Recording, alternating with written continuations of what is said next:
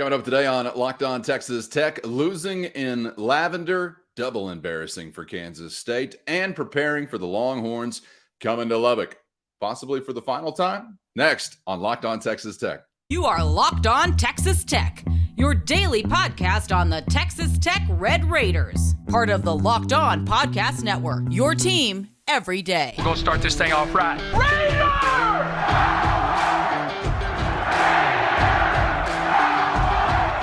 Everything runs through Lubbock.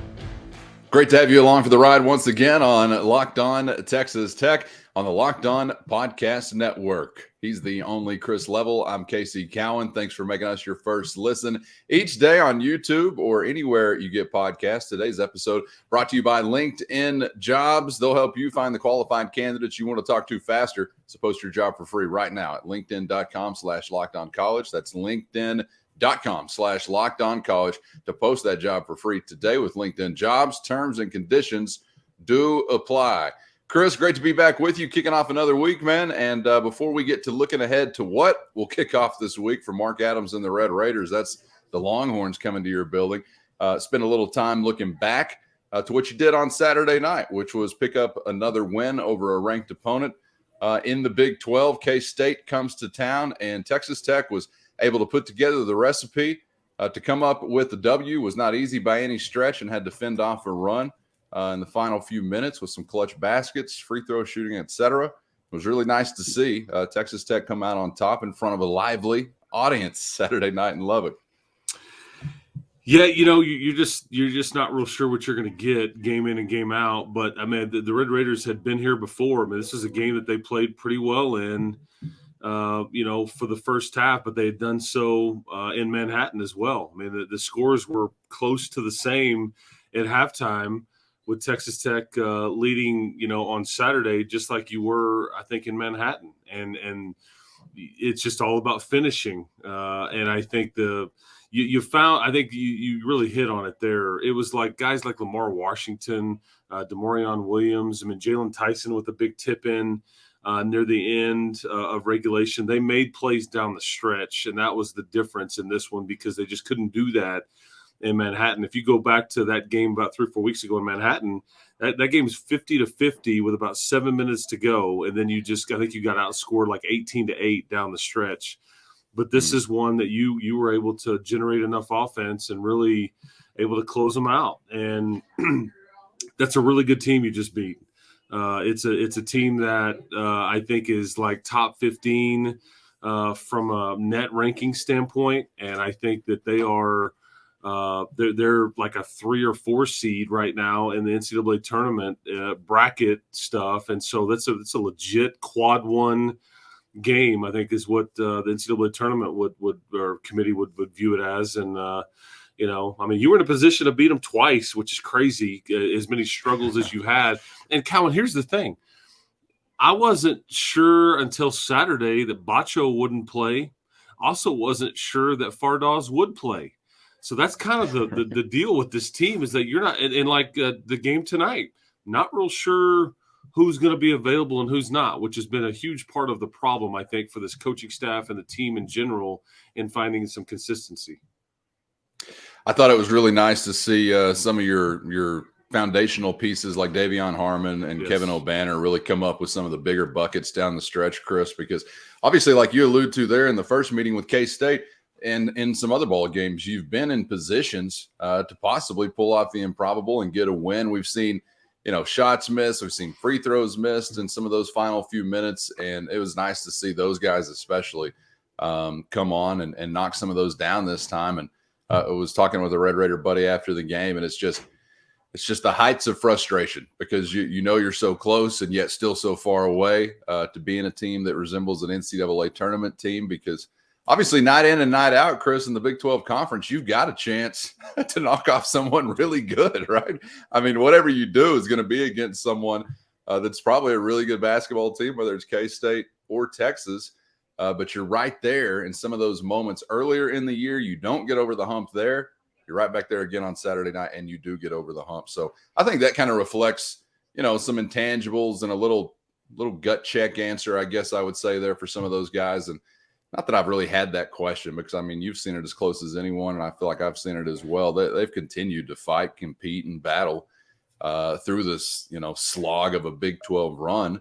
And they were rewarded for it, I guess, is what I would say Saturday night. You continue to put in the effort like that, and maybe you'll come up with some good things like you did Saturday. Yeah, because all anybody cares about is the fact that you're still 2-10 in Big 12 play. That's ultimately right. That's the moral victories aside, or how hard you compete or how close you are. Ultimately, it's 2-10. That's all that matters. That's all that the committee looks at. I mean, you're on the outside looking in, very much on the outside looking in from a tournament situation right now. However, there is some progress being made with your team. And you just look at the individual pieces. Lamar Washington, for example, maybe played one of his worst games in conference play, maybe as a Red Raider with what they needed from him in Stillwater. 6 turnovers. He turns right around the very next game, and he plays maybe the best game as a Red Raider. Has 5 steals, hits his 4th and 5th 3 of the season. I mean, and you needed these baskets. I mean, it's not on Kansas State's scouting report, hey, you got to guard Lamar Washington. You can't let him get an open look. No, you're daring him to shoot it, and he knocked a few down. And I think that's what you needed. The problem is that we only see the progress when you get a result that you're getting. You're not seeing the progress as much when you don't get the result. And that's what's painful for fans and all that, because all you care about is the result. But when you get a result like you did against Kansas State, you can look at it and go, look at Demarion Williams cutting down the lane with a dunk down the stretch, and Obanor feeds him. Look at Lamar Washington's threes or his work on defense. And so that's just kind of how this thing works. So, Chris, I would say, like, you're talking about that fan perspective right there, and we only get to see it there, and that's kind of disappointing. At this point in the year, with all due respect to fans, including myself, all due respect to myself, I'm like, so what? The guys that are in those uniforms, they're the ones that need to be seeing some progress or some fruits of their labor, right? Because you are still trying to build for the future, regardless of what people are talking about on message boards or on the internet or Twitter or whatever about their plans for the future of this program. As of right now, you're trying to get these guys to continue to get better individually and as a team. And so as long as those players are finding something to keep them engaged and continue to compete, that's the most important thing. I know I'm not telling you anything you don't know, but I think sometimes as fans, it's very easy for us to just check out. And you're like, well, yeah, why wouldn't the players check out as well? Everybody's checked out. When it's not actually the reality inside of that locker room, which is a very good thing, by the way. And I guess that probably reflects somewhere among those players some leadership, some guys that are helping to steer this thing in the direction that it needs to go, as slow as the progress maybe has been to come. Yeah, I mean, I think when you see the program from the outside in and you kind of read everything out there, and it seems a bit chaotic and frustrated and whatever, but then you get over there, I think it's that they're in the moment. They are upbeat still. They're still trying, because again, nobody feels sorry for you. Nobody's going to cancel the games and go, hey guys, we're going to let y'all get healthy. We're going to let you guys get your chemistry together and all this stuff. That's just not reality. And so, and maybe in a good way, it's good that you have a Saturday, Monday turnaround with Texas coming here, the best team in the conference, because you can ride a little momentum into this one. And you don't have to look too close or squint too much. And you could have easily won the game in Stillwater last week. I mean, you were down, I think 14 points in the second half. And Jeff Hexton and I on the broadcast, I'm thinking, this is kind of getting sideways. I don't know if you have enough firepower to get back in this one against a really good defensive team versus Oklahoma State. But you did, and you were in a position to win it, go to overtime, whatever. And obviously in the last second, you lose it with a missed block out. But just right there, and again, 2-10, all that matters. But I will say this, now that you got that second one, you now have company. I mean, you're tied with Oklahoma. I guess they technically have the tiebreaker because they've beaten you. But hey, still, boys. Yeah, there you go. That's right. That's I feel like James Franco on the gallows in that, whatever that movie was, and he turns and says, first time. Welcome back to this group. It's great to see you again. Yeah, you're right. I mean, And Chris, just think about, you know how basketball goes, man. Really any sport, but hell, it could be business too. You make a sell, you get a yes. All of a sudden, you feel like you're going to get another yes. You see a shot fall, you feel like you're going to make another shot fall. You get a win as a team, and you feel like, oh, okay, there's not some magical spell necessarily to get a win, even though it seems like that in the Big 12 Conference sometimes. You've got to see some results. I mean, everybody in all walks needs to see some signs of their work paying off, right? And I don't really know, I don't know what we're going to get whenever we face the Longhorns tonight from United Supermarkets Arena, and we'll get to that matchup in just a moment. But there's something that this team has given me that leads me to continue to have some confidence that they're going to show up. And we'll see what happens, because I really feel like, and you correct me if I'm wrong, but I don't know how many times I've said through this Big 12 run, like, okay, well, what's the response going to be to this really, really tough loss? Well, usually the response was that they would show up, and you have either a good first 20 minutes or a good enough first 20 minutes, or you have like a pretty good, first 35 minutes. And then those final 5 are a real booger for you. But like the responses have been there. Have they not? There may have been one or something here or there. I guess maybe I'm missing, but I feel like they have responded most of the time.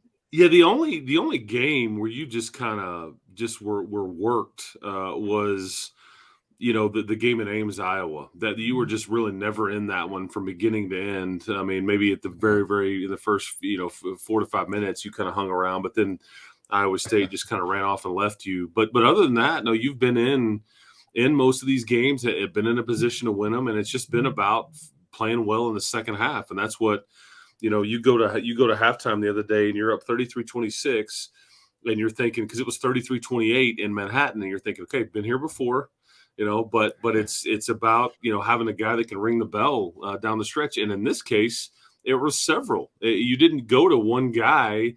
You got it from a variety of different players, but you nailed it a while ago. The Davion Harmons, the Tysons, the Obanors, those constants, those guys just have to be the ones that help you win games, because they are either most talented, most experienced, whatever. And I think there's been times where they just have not been able to produce for whatever reason. But on this day, they certainly were able to do that, because that three from the corner from Obanor, I think Tyson with a tip in with about a minute left, Davion Harmon with about 40 seconds left hits that floater, and I think puts you up 5. Yep. That close to ices the game and everything like that. And then I think he's able to knock some free throws down too. But that's winning plays, man, And I think when you're able to force 23 turnovers from the opposition, because I have a healthy respect for Marquise Noel. He is one of the best players in the conference. I mean, this guy, he came into that game averaging I think 20 a game in conference play, but he leads the Big 12 in assists. He leads the Big 12 in steals and made free throws. I mean, he's just a winner. And you turn him over 7 times. And he got frustrated. He got his points, but it was an inefficient night. He just never got comfortable. And I think it goes without saying too. Keontae Johnson, the other stud player for them, who is close to a first-team All Big 12 guy. This is the first game of the entire season where he was held under double digits. He scores 9 points. He'd been in 10 or more.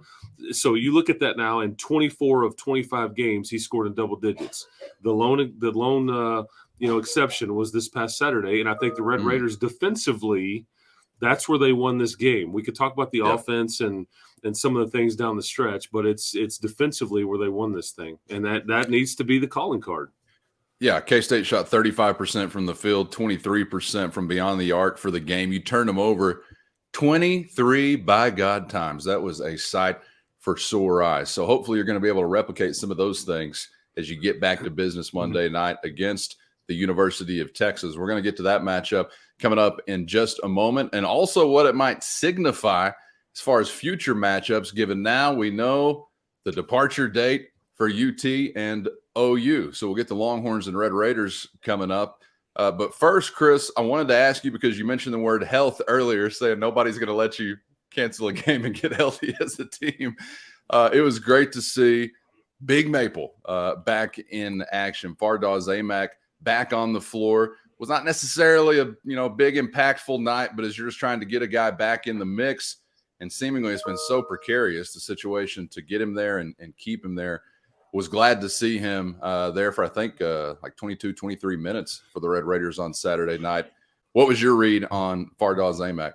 But first, today's episode brought to you by America's #1 sportsbook, FanDuel. And now's the perfect time to download FanDuel because new customers get a no-sweat first bet up to $1,000. That's bonus bets back if your first bet doesn't win. So just download the FanDuel Sportsbook app right now. It's safe, secure, super easy to use, and you can bet on everything from the money line to point scores, three-pointers, whatever you got. If basketball is your thing, college hoops on and popping, midway point of the NBA season now in the rear view, and we're looking ahead to March Madness just around the corner. So get in with FanDuel today. Download it right now and get hooked up as a new customer with the no-sweat first bet up to $1,000. FanDuel even lets you combine your bets for a chance at a bigger payout with that good old same game parlay.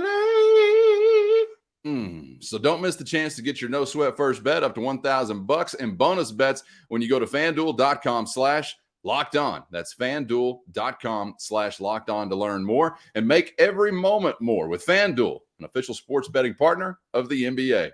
What was your read on Farhad Zamak? Well, he's a bit rusty, as to be expected. I think, he had missed, 5 games. I mean, the last game that he played in was this Kansas State game that we're talking about previously.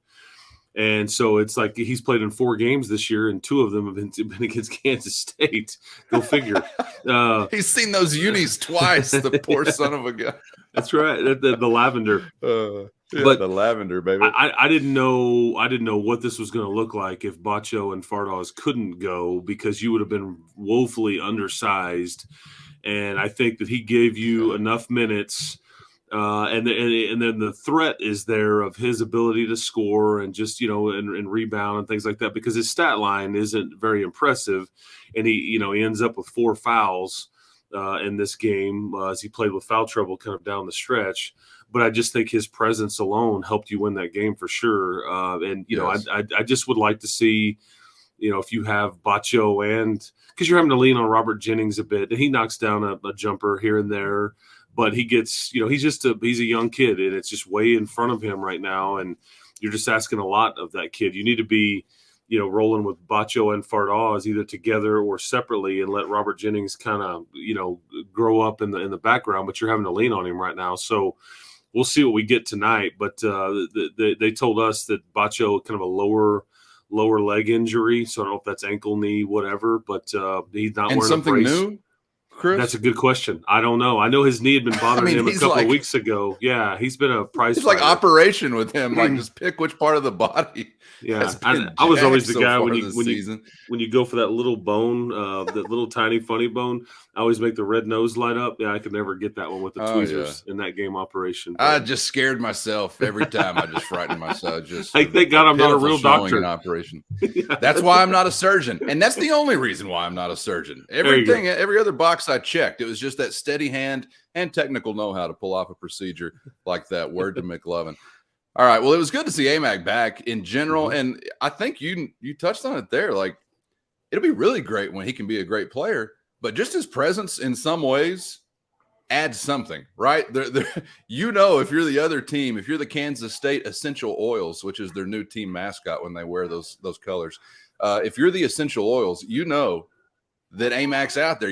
There is a giant maple that's on the floor. It'll be great when he can actually, really make his presence felt, but just the fact that you can have that on the floor is nice. And you touch on Robert Jennings.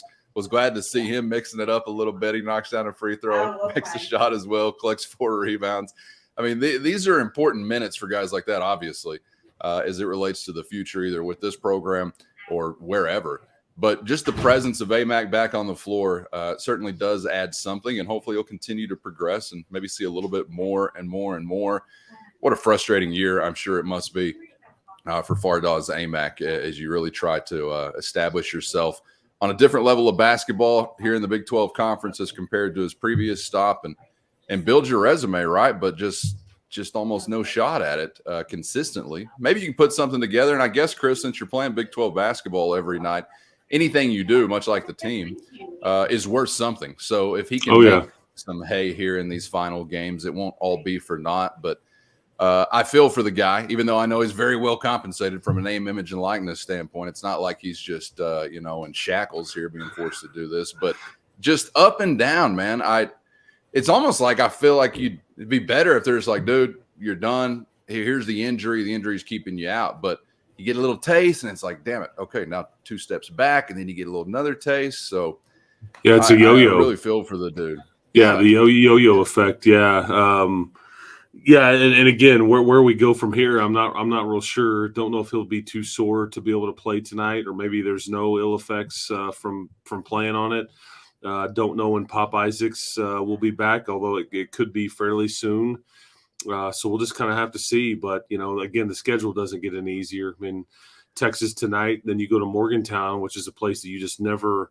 How about that, though? You've beaten Kansas State and Lubbock 9 straight times. So this is a house of horrors for those guys, no matter who the coach has been. And they've had some good teams that they've brought in here, some really bad ones too. But, this is a house of horrors for them. But that's kind of what Morgantown is for you. So that's where you had this weekend. But you got the Longhorns first. Oh, yeah. Before we move on to the Longhorns, obviously it seems like there is progress for Pop Isaacs. I don't know how quickly it is or anything like that, but we've got a chance to see him back on the floor this year, right?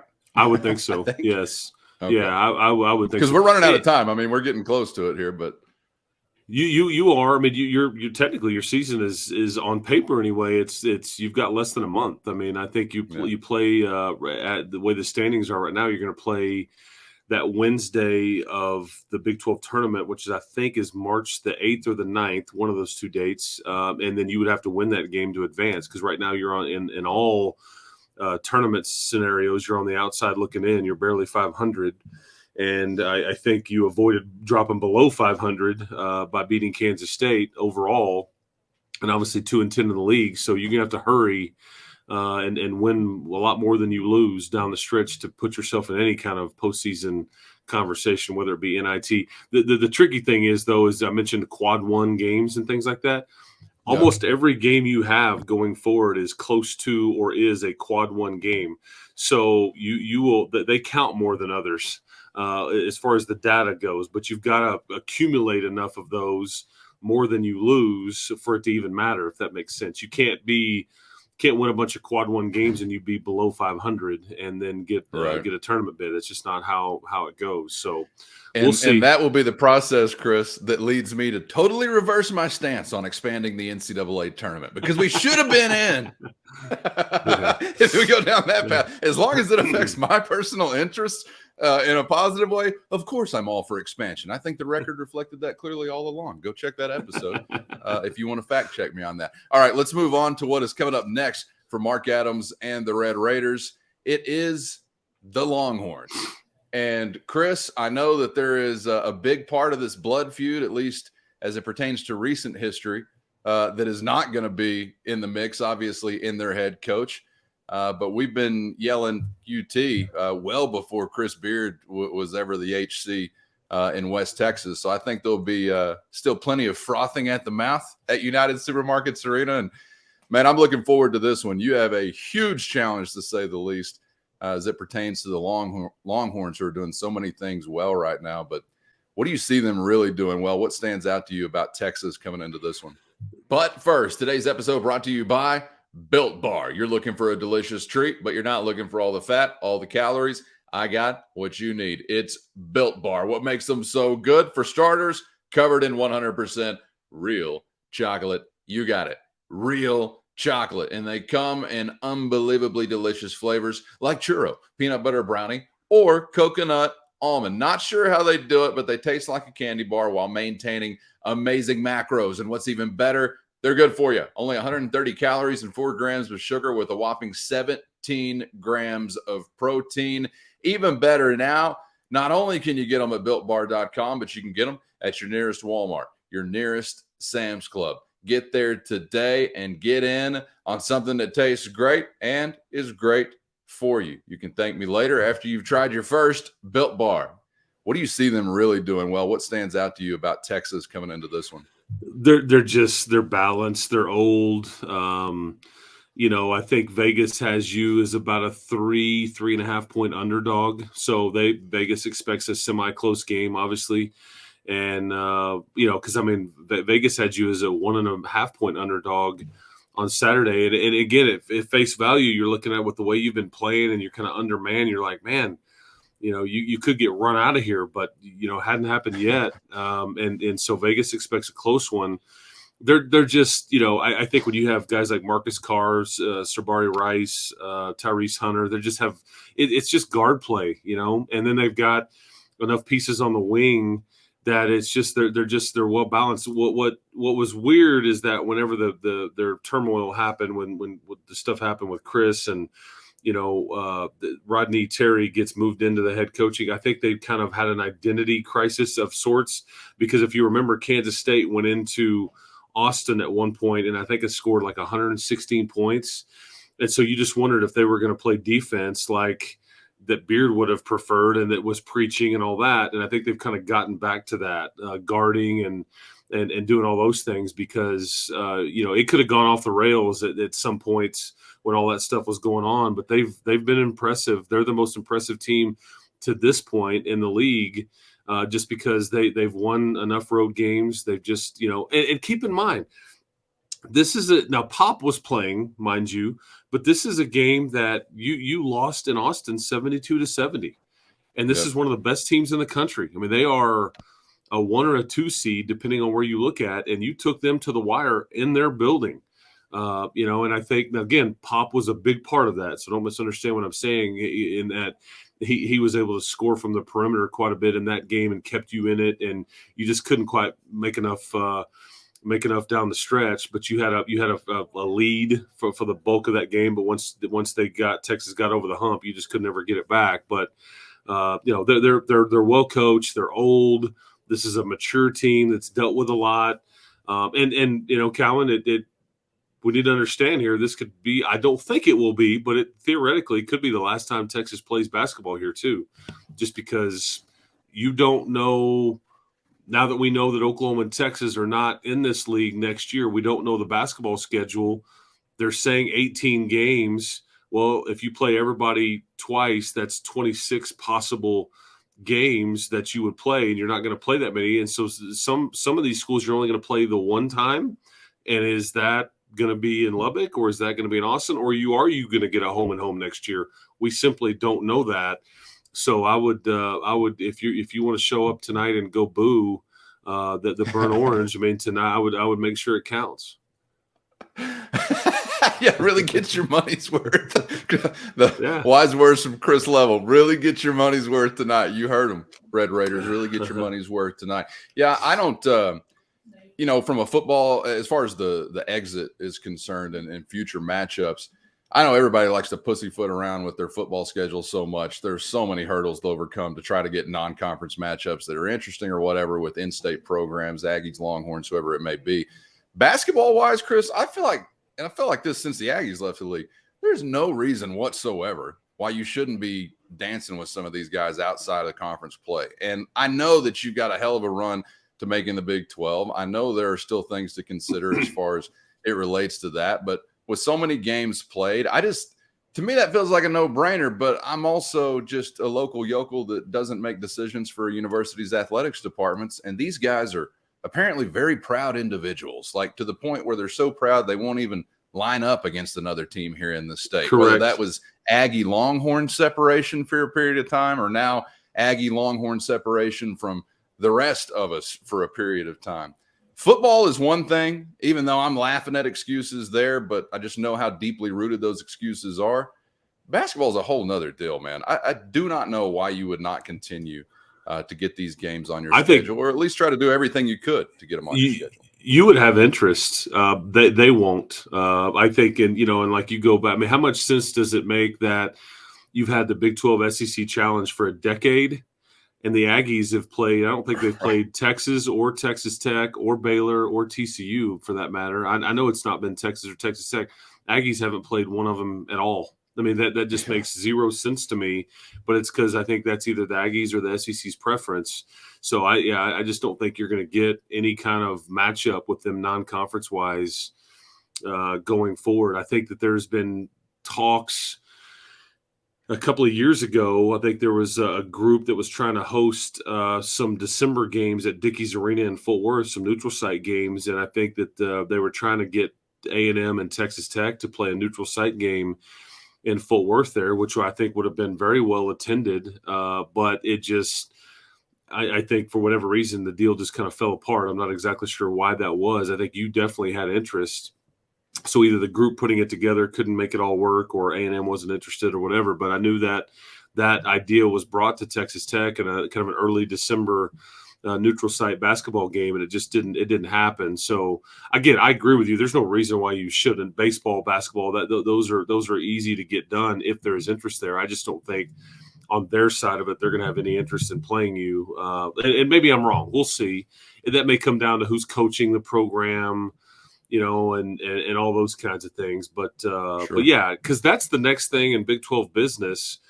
Is I think Brett Yormark is obviously looking at expansion. We'll talk about that in other shows going forward. But the next thing on tap is really trying to figure out, okay, what's our basketball schedule going to look like? And then you're going to be asking about baseball and all those things. Don't have any concept of what that will look like. Who's on it? Who's not on it? How are you doing it? How many games are you going to play? How are you going to make it fair?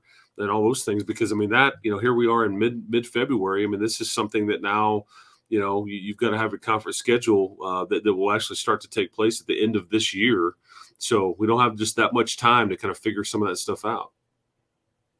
That's true, man. It's going to be really interesting to see how it all does break down. And I just get I get so exasperated by the haughty arrogance, holier than thou perspectives of so many. It's not just the Aggies and Longhorns, but there are neighbors who have shoved it in our faces all of our lives, to where you act like you're beyond a game. It's a freaking game. Serve the consumer or don't serve the consumer. I mean, they're acting like they're preparing for the Kansas City Chiefs or something. Like, oh, we can't.